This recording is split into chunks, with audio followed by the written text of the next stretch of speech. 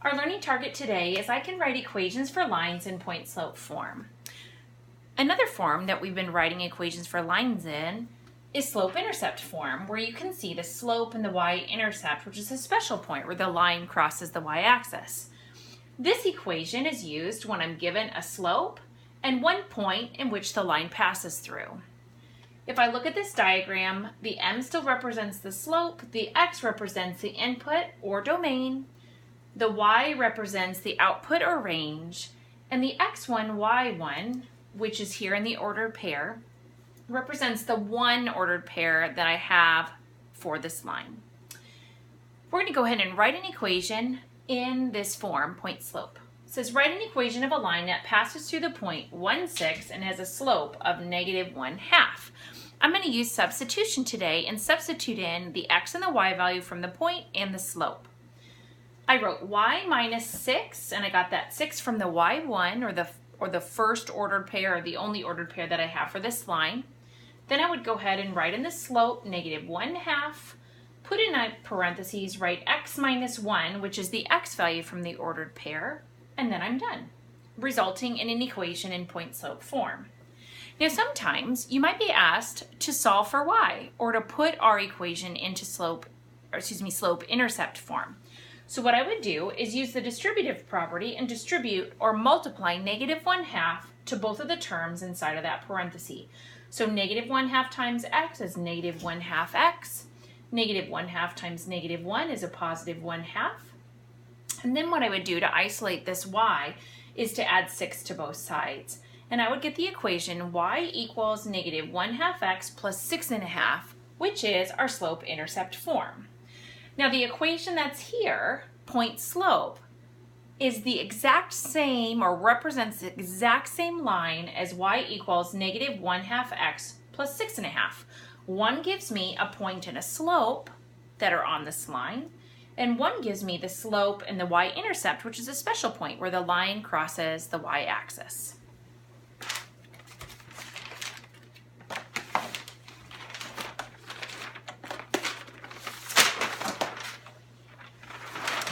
Now in this particular situation, we're going to write another equation of a line in point slope form when given a slope and a point. We're going to go ahead and substitute in the y value. If you notice this time the y value is negative. And when I substitute a negative in for y1, I have to be cautious because now I have a double negative. So when I go to simplify it, I would do the opposite of a -12, which is a +12. I would substitute in the 5, which is the x1, and then also the slope, -2/5. And this would be my equation in point slope form.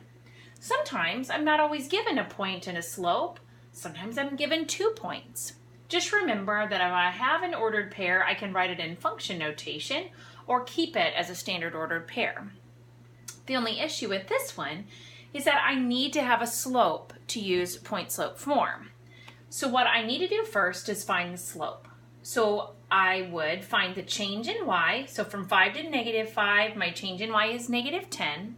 From -2 to -4, my change in x is -2. And when I simplify, I would get a slope of 5. Now, when I go ahead to use the point slope form, I have to use a slope and I have to pick one point to substitute. And remember, you can use either one. You could use -2,5 or -4, -5.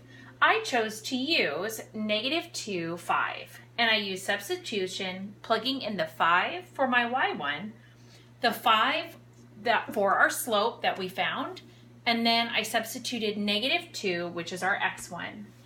And anytime that I do have a double negative, I would do the opposite of that -2 to result in a +2. Now here's example number 3. Sometimes I'm not given 2 ordered pairs, sometimes I'm not given a slope and a point, but I'm given a table. Just remember, every single set of x's and y's in this table represent a point. So I actually have 6 points here. So what I did first, in order to use point slope, is I need to find the slope. So I found my change in y, which is 3, and my change in x, which is 2. And that would be my slope, 3/2. Then what I need to do is pick one point from that table to be able to write my point slope form. I happen to choose 8, 14. So I plugged 14 in for y1, I plugged in 3 over 2, which is the slope I found, and I plugged in 8, which is the x1 from my ordered pair. There are no double negatives to simplify, and that is my equation in point slope.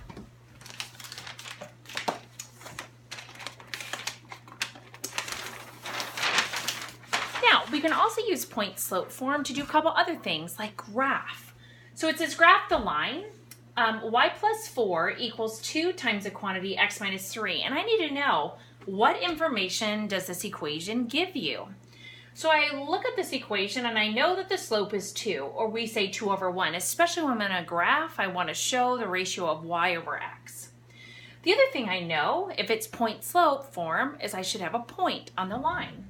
Now, if I have a 3 here and a 4 here, I have to know about the sign. So remember, in the formula, if it says x minus, the 3 is going to be my x value. And because this says y plus 4, I know there would have had to been a double negative, resulting in the y1 as a negative 4. Now, I'm going to graph this information. I'm going to first plot the point that you know from the rule. I've already plotted 3, negative 4. And then I'm going to use the slope to make more ordered pairs. And when I use the slope, because it is 2 over 1, I'm going to go up 2 and over 1, up 2 and over 1, and then I'm going to go ahead and draw my line. The next thing that we're going to do is I'm going to have you try these 4 problems. I'm going to go ahead and move out of the slide, go ahead and write them down and pause.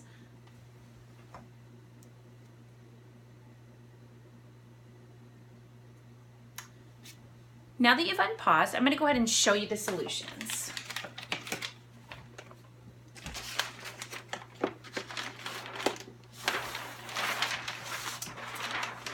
What I'd like you to do is go ahead and check your solution. Line 1, here's the solution, and line 2.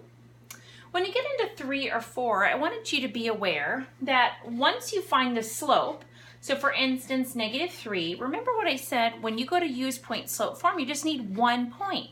And if I have 2, you could actually have 2 different equations that you could write that actually end up being equivalent. So if I use the first ordered pair here to write the equation with the slope negative 3, I would get this equation.